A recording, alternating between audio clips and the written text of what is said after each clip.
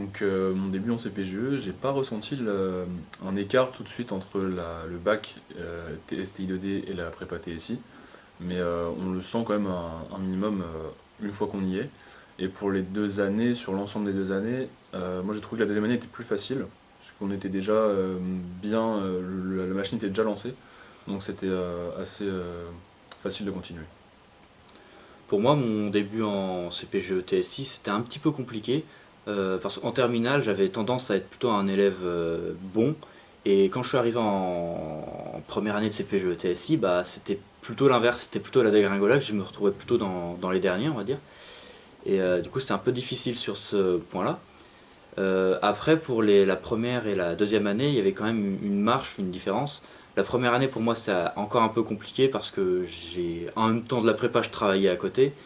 Et la deuxième année, j'ai arrêté par contre de travailler pour être plus tranquille pour les concours.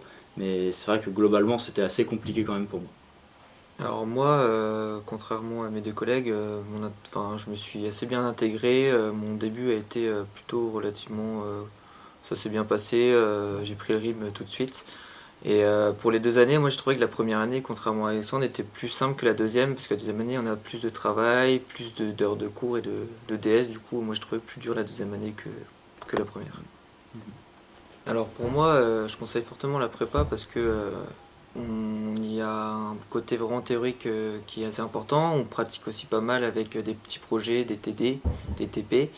Et puis aussi les atouts de cette prépa, c'est vraiment on y est bien accompagné au niveau encadrement, professeur.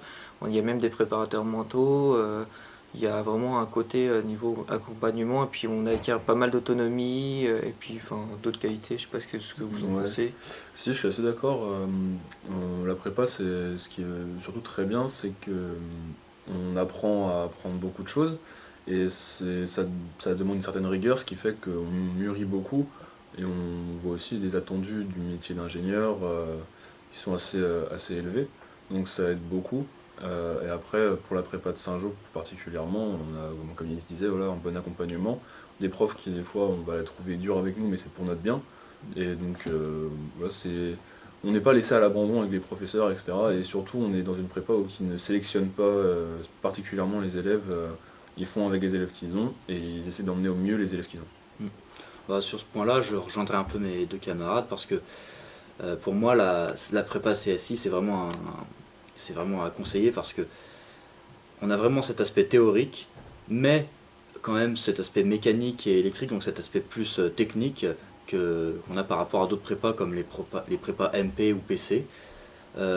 D'ailleurs, l'intérêt aussi de faire une prépa, même si on peut faire une année de prépa, même si on s'aperçoit qu'au bout de cette année on n'est plus intéressé, on s'intéresse plus trop à ce truc-là parce que on aura acquis quand même des connaissances, des grandes connaissances, des connaissances assez importantes par rapport à un BTS si on veut se réorienter en BTS ou en DUT. On a d'ailleurs un exemple en classe, quelqu'un qui s'est réorienté en BTS et qui au final était dans les meilleurs de sa classe en BTS après.